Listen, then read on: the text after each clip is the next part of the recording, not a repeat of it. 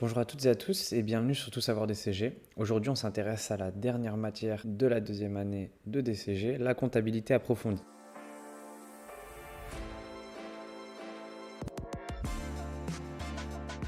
Si vous n'avez pas vu les vidéos sur les précédentes matières, elles sont toutes présentes sur la chaîne, donc je vous invite à aller les voir si cela vous intéresse. Pour vous résumer, dans ce cours de comptabilité approfondie, on va voir pour les cas les plus particuliers les écritures comptables, mais ce qui nous est demandé en deuxième année, c'est également une partie compréhension du cours et de la comptabilité. Au-delà de simplement passer les écritures comptables, on va nous demander de connaître les définitions, les conditions d'activation et plein d'autres choses qui vont devoir être connues par l'élève afin de justifier sa comptabilité. Donc on attaque directement par le chapitre 1 bis et pas par le chapitre 1, puisque le chapitre 1 est un rappel de la première année, et donc normalement, si vous sortez de la première année, vous êtes censé le savoir. Donc au niveau du chapitre 1 bis, on va s'intéresser ici à la ventilation par composant de la valeur d'origine des actifs, donc des immobilisations, mais également les conditions des coûts d'activation d'emprunt, et enfin les grands entretiens. Bon, premièrement, qu'est-ce qu'un composant ? Dans cette partie, c'est essentiel de comprendre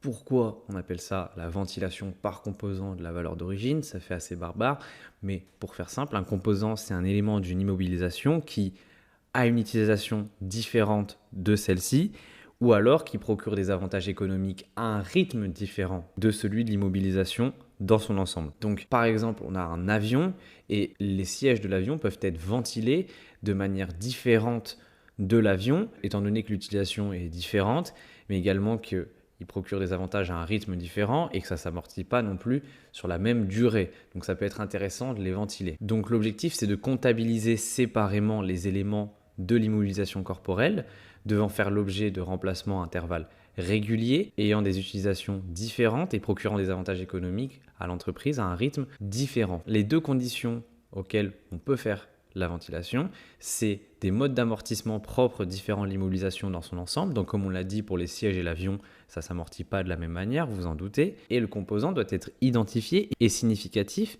et doit conserver ce caractère au moment du remplacement ou de la décomptabilisation. Donc le montant doit être significatif, les sièges d'un avion ont une valeur significative et sont identifiés. Et lors du remplacement, ça ne changera rien. L'avion comportera toujours des sièges et donc on pourra ventiler ces sièges. Donc au niveau de la ventilation, il faut simplement séparer le prix des sièges de celui de l'avion dans sa globalité et ventiler. Donc c'est-à-dire au niveau de l'écriture comptable, enregistrer une immobilisation séparément de celle de l'avion, donc potentiellement en rajoutant un petit numéro après le numéro de compte en disant siège de l'avion, mais dans la globalité, l'avion aura la même valeur, simplement on aura séparé à l'actif les sièges de l'avion et l'avion dans sa globalité. Donc pour financer une immobilisation, on va souvent emprunter. On peut potentiellement activer ces coûts d'emprunt pour les intégrer, pour les considérer comme actifs. Donc les coûts d'emprunt destinés à financer l'acquisition ou la production d'un actif exigible, une immobilisation corporelle ou incorporelle ou un stock, peuvent être inclus dans le coût de l'actif sous certaines conditions. Donc les conditions à savoir, c'est les 4 suivantes. Premièrement, l'emprunt doit concerner la période de production de cet actif jusqu'à la date d'acquisition ou réception définitive. Il doit se rapporter à un actif exigible. Donc ce qu'on appelle exigible, c'est un actif qui est présent pour une longue période de préparation avant de pouvoir être utilisé ou vendu, donc on doit le produire. Cet actif doit être susceptible de générer des avantages économiques futurs pour l'entité et il doit être évalué de manière fiable. Donc voilà les 4 conditions qui sont nécessaires pour l'activation du coût d'emprunt. Donc je répète, pour que vous compreniez comptablement comment ça va se passer, on va inclure dans le coût de l'actif les coûts d'emprunt destinés à financer l'acquisition. Cette opération doit être mentionnée en annexe de l'option et doit être appliqué à tous les autres emprunts directement attribuables. On ne peut pas choisir pour quelle immobilisation on le fait ou on ne le fait pas. Si on le fait, on le fait sur l'ensemble des emprunts destinés à financer l'acquisition ou la production d'un actif exigible, s'il respecte les conditions. Et de la même manière, fiscalement, ça doit être mentionné. Pour illustrer l'activation des coûts d'emprunt, on a ici une entreprise qui produit une machine d'outils complexe avec des matières consommées pour 15 000 euros, une charge directe de production pour 22 000 euros, et une quote-part de charge indirecte de production pour 4 800 euros. Et on sait que pour financer cette production, l'entreprise a dû emprunter une somme de 30 000 euros au taux de 6%. Et donc le coût de l'emprunt, c'est ce 6% en question. Donc on va, après calcul du prorata, des 6% multipliés par le montant emprunté, obtenir les intérêts qui correspondent au coût de l'emprunt. Et donc, comment ça va se passer? Les coûts d'emprunt, plutôt que les passer en charge d'intérêt en classe 6, eh bien, on va directement l'introduire dans notre matériel industriel. Et comme vous pouvez le voir ici, on a 15 000 les matières consommées, 22 000 les charges directes de production, 4 800 la quote-part de charges indirectes rattachée.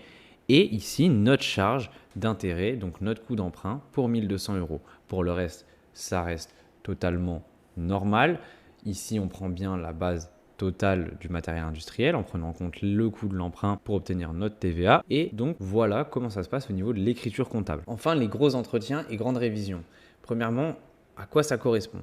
Ce sont des dépenses faisant l'objet de programmes pluriannuels, de gros entretiens ou de grandes révisions qui ont pour seul objet de vérifier le bon état de fonctionnement des installations et d'y apporter un entretien sans prolonger leur durée de vie au-delà de celle prévue initialement. C'est la définition même d'un entretien. On ne va pas rénover, on va simplement assurer leur bon fonctionnement et leur durée de vie. Il faut distinguer les dépenses de remplacement d'une partie substantielle.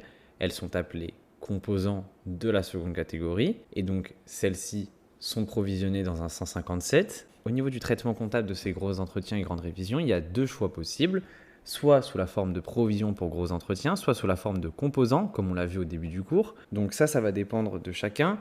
En fait, lors d'une évaluation en compta, il est possible qu'on vous précise l'objectif final. Donc il est possible notamment qu'on vous dise on cherche à diminuer un maximum l'imposition, on cherche à maximiser le résultat. Donc ça va dépendre si vous le passez en charge ou en actif, ça va faire varier le résultat final. Pour diminuer le résultat, comme vous vous en doutez, il faut passer un maximum de charge et pour augmenter le résultat, il faut le passer sous forme de composant en actif. Donc sous la forme de provision, ça va permettre de diminuer le résultat, mais il y a 3 conditions nécessaires. Il faut qu'il y ait l'existence d'une obligation à la clôture, il faut qu'il y ait une sortie de ressources probable et il faut qu'il y ait une estimation fiable de la sortie de ressources. Normalement, l'estimation doit être fiable parce que c'est un programme pluriannuel d'entretien qui ont pour objet de vérifier le bon état de fonctionnement des installations. Donc, c'est censé être quelque chose de plutôt régulier. Et sous la forme de composants, eh bien, ce sera directement en actif avec le numéro de l'immobilisation tiré révision, donc il va être ventilé avec un point. Donc, évidemment, ce composant, comme vous vous doutez, il va être amorti puisque ça va être un actif. Le coût de démantèlement.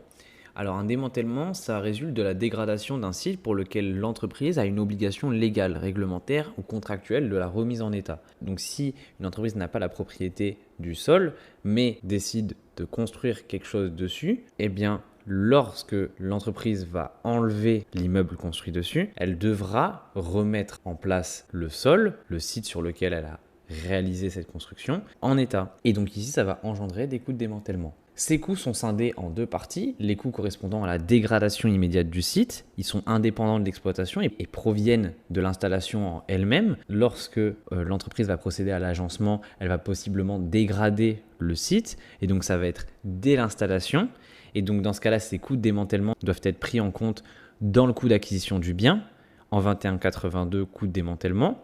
Et au débit de l'écriture, on va passer une provision pour remise en état au crédit et donc cet actif va être amortissable. Et l'autre partie, ça correspond à la dégradation progressive du site née au fur et à mesure de l'exploitation. Donc il est important de comprendre ici que si une entreprise lors de l'installation d'une mobilisation dégrade le site sur lequel elle l'installe dont elle n'est pas propriétaire, il va falloir provisionner les coûts engendrés par cette dégradation via l'écriture 2182 1581 afin d'amortir ces coûts de démantèlement. Bon, évidemment, il est inutile de vous préciser que pour ce chapitre, comme pour tous les autres, il va falloir s'exercer, mais encore une fois, j'insiste, il ne va pas seulement falloir connaître par cœur les écritures, il va falloir comprendre pourquoi on les passe, connaître les conditions d'activation, les conditions de ventilation. Ça va être essentiel dans ce cours, puisqu'on ne va pas simplement vous demander de passer les écritures, mais également de comprendre pourquoi on les passe et quels sont l'objectif de ces écritures, avec une diminution du résultat ou au contraire un objectif d'augmenter le résultat.